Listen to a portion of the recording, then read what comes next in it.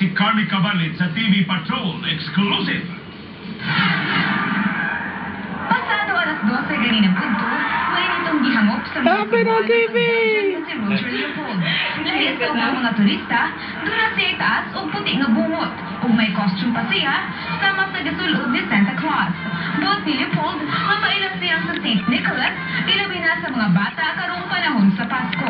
5,000 ka mga bata sa Lapu-Lapu ang hatagan niya og regalo, uban sa kagamanan sa dakbayan sa Lapu-Lapu.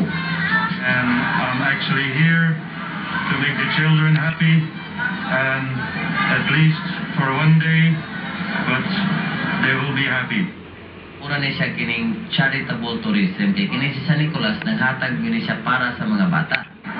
Ang Pilipinas ang labing unang nasud sa Asya nga bibisita ni Leopold. Kanosab niyang mutuyok sa China ubang kanasuran.